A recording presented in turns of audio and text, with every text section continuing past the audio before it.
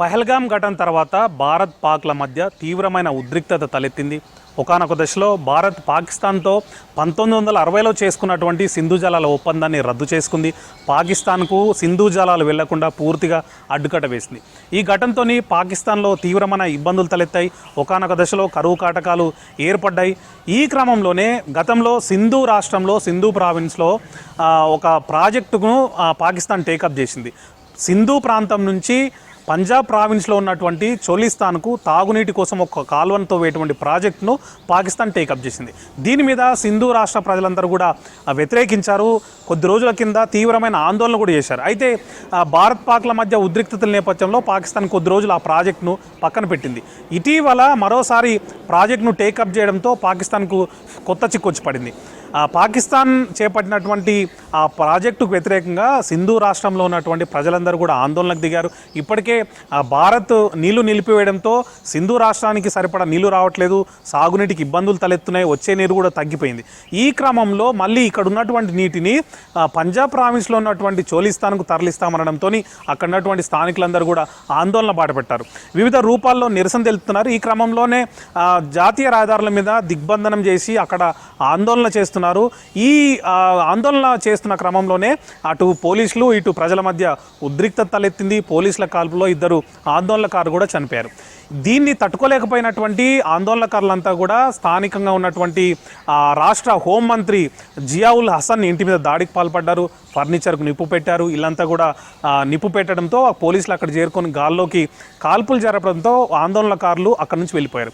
ఇది పాకిస్తాన్కు తీవ్రమైన సంకట పరిస్థితి తెచ్చిపెట్టింది. ఎందుకంటే ఇప్పటికే సింధు జలాలను భారత్ ప్రభుత్వం నిలిపివేయడంతో సింధు ప్రావిన్స్ ప్రాంతంలో ఇబ్బందులు తలెత్తుండగా అటు పంజాబ్ ప్రావిన్స్లో అయితే పూర్తిగా తాగడానికి కూడా నీళ్లు లేక కటకట ఏర్పడిన పరిస్థితి అక్కడ ఉంది. ఇట్లాంటి సిచ్యువేషన్లో ఇటు సింధు ప్రాంత ప్రజలు నీళ్లు తరలించేటువంటి ప్రాజెక్టును అడ్డుకోవడం, ఈ పైన ఉన్నటువంటి పంజాబ్ ప్రాంతాన్ని నీళ్లు తీసుకెళ్తామంటే ఇబ్బందులు ఉండడం, అక్కడ ఉన్నటువంటి చోలిస్తాన్లో తీవ్రమైన కరువు కాటకాలు ఏర్పడడం, ఇవన్నీ కూడా పాకిస్తాన్ను కోలుకోకుండా చేస్తున్నాయి. ఇప్పటికే భారత్తో ఉద్రిక్తతల కారణంగా చాలా తీవ్రంగా నష్టపోయింది పాకిస్తాన్.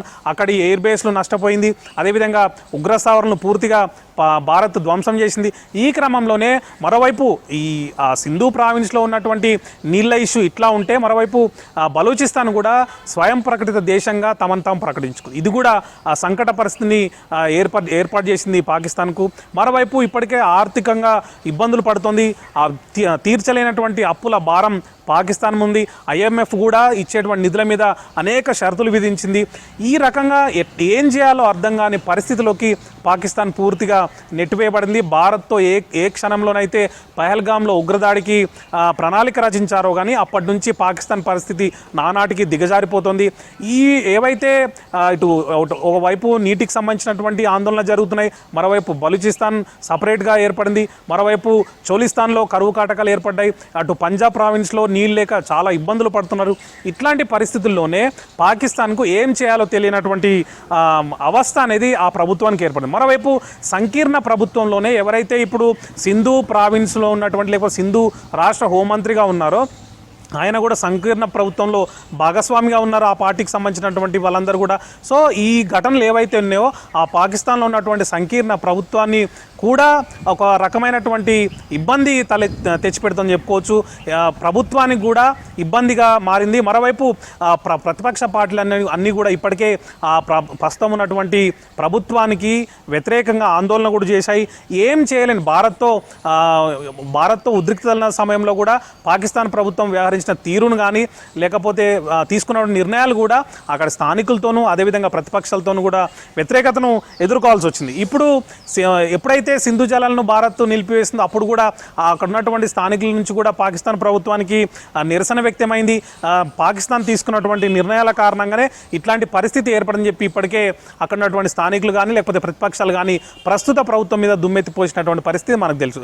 ఇప్పుడు తాజాగా ఏదైతే సింధు ప్రాంతంలో తలెత్తినటువంటి ఇష్యూ ఉందో దాన్ని ఎట్లా ట్యాకిల్ చేయాలో తెలియక పాకిస్తాన్ ప్రభుత్వం అనేది మల్ల గుల్లాలు పడుతుందని చెప్పుకోవచ్చు. 1960లో చేసుకున్నటువంటి ఒప్పందాన్ని భారత్ రద్దు చేసుకుంది. ఈ ఫలితంగానే ఇప్పుడు అక్కడ ఉన్నటువంటి నీటి సమస్య ఏర్పడింది. పంజాబ్ ప్రావిన్స్లో అయితే పూర్తిగా తాగునీటికి కూడా ఇబ్బందులు ఉన్న పరిస్థితి ఉంది. ఈ సమయంలో పాకిస్తాన్ ఎట్లాంటి నిర్ణయాలు తీసుకుంటుంది, ఏం చేస్తుంది, పంజాబ్ ప్రావిన్స్లో నీటిని ఎట్లా తీరుస్తుంది, ఈ అంశాల మీద ఖచ్చితంగా పాకిస్తాన్ ప్రభుత్వానికి ఒక సంకట పరిస్థితి ఏర్పడిందని మాత్రం ఖచ్చితంగా మనం చెప్పుకోవచ్చు.